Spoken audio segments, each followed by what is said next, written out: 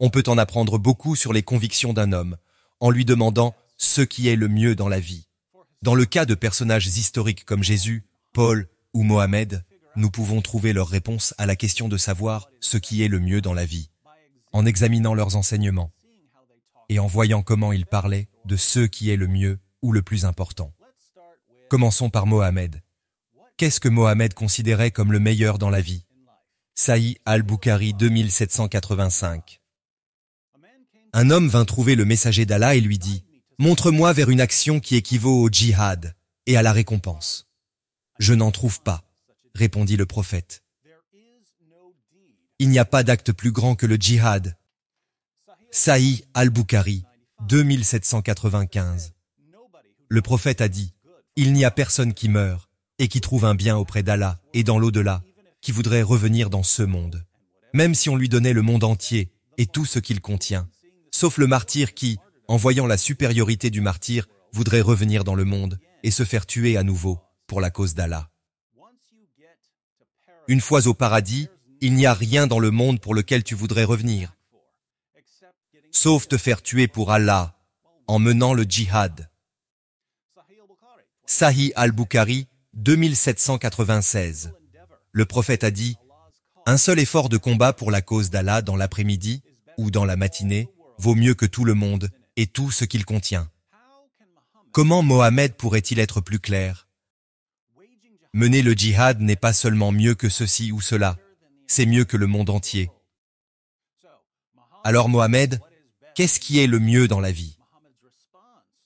La réponse de Mohamed est mourir pour Allah, tout en massacrant les mécréants. Que se passe-t-il lorsque nous posons la même question à Jésus? Eh bien, on n'a jamais demandé à Jésus ce qui était le mieux dans la vie, mais on lui a posé une question similaire.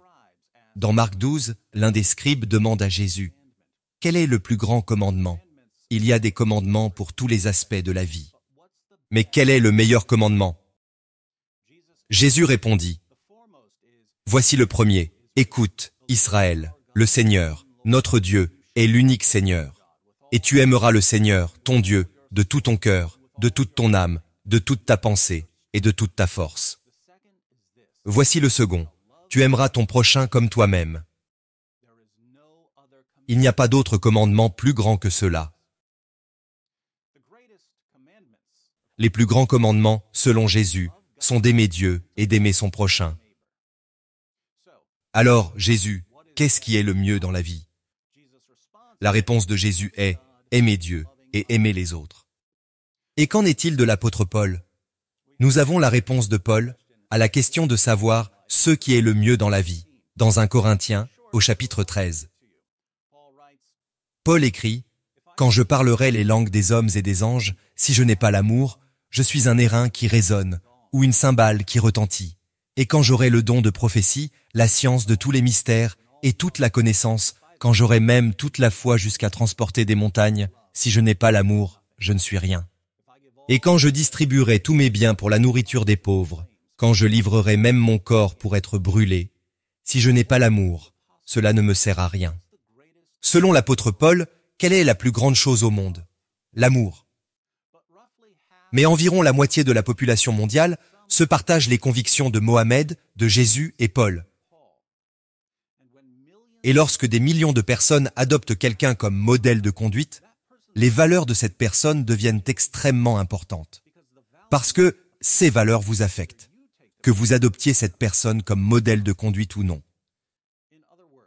En d'autres termes, la croyance de Mohamed selon laquelle mourir pour Allah est la plus grande des actions vous affecte, que vous croyez en Mohamed ou non.